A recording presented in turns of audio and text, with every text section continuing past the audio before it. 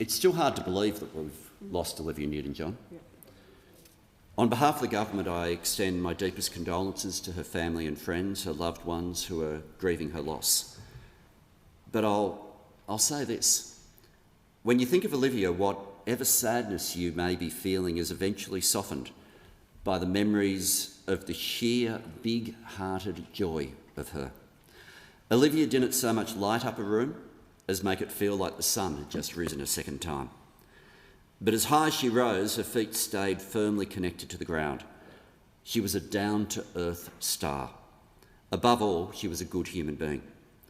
As well as her incredible achievements as a musician and actor, she was also recognised for her contribution as an activist for environmental and animal rights and an advocate for cancer awareness. It was only in May this year that Olivia Newton-John received the Lifetime Achievement Award at the Australian Women in Music Awards. It was one of the greatest and, I have to say, most unexpected honours in my life to have been asked to accept that award on her behalf. And when you heard her acceptance speech that night, where she acknowledged the legacy of some of her favourite singers, including Judith Durham. At the awards ceremony, Olivia Newton-John acknowledged the importance of supporting women in the music industry to start a career as producers, engineers, technicians and musicians, a true role model who has aspired so many more to careers in the music industry. She was a country star and a pop star long before she ever made it onto the screen. One of her albums, it was a greatest hits album, including the song Sam, was an early memory of mine, as my sister Rosemary had it on her cassette player, playing on pretty high rotation.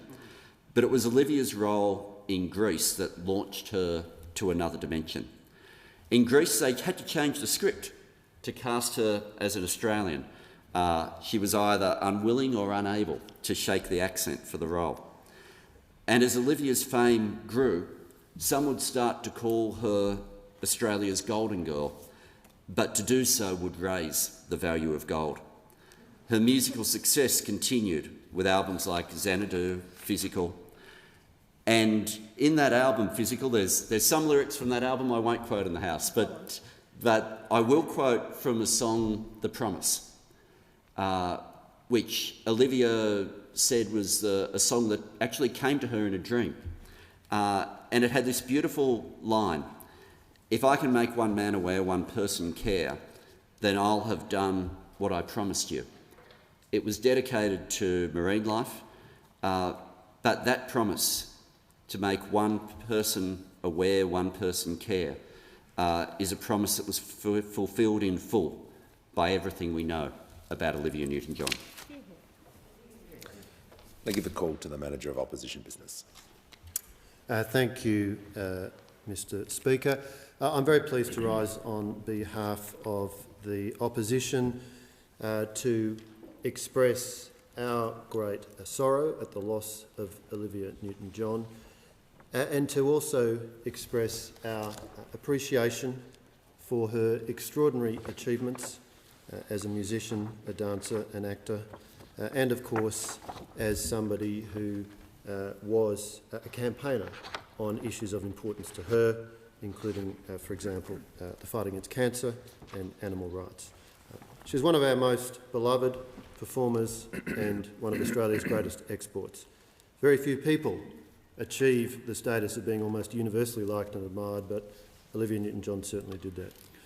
For many Australians, indeed for many people around the world, the memory of Olivia Newton-John is in significant measure a memory of some of the defining and iconic moments of the 1980s. Of course, her performance as Sandy opposite John Travolta in Grease really sparked a cultural phenomenon.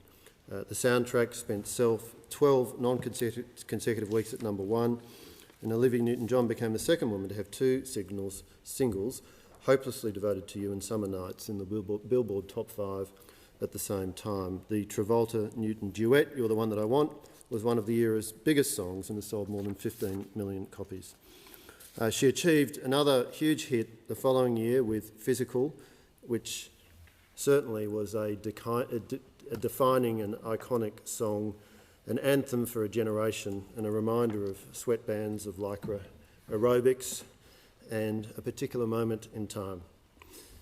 When Olivia received a breast cancer diagnosis in 1992, she poured her energies into becoming a champion of the fight against breast cancer, and the consequences of her work there will be felt for a long time and have benefited many, many people in stimulating and enhancing the research efforts and the treatment efforts to deal with this insidious disease. With her husband John Easterling, they opened the Olivia Newton-John Cancer and Wellness Centre in Melbourne, with a focus on cancer care complemented by wellness. Olivia Newton-John was a great Australian. We are right to mark her life in the nation's parliament and to celebrate her achievements. She's survived by her husband John Easterling, daughter Chloe Latanzi, sister Sarah Newton-John, brother Toby Newton-John and their families. To her friends and family, I express condolences, but of course to all Australians, we all share great pride in Olivia Newton-John's achievements.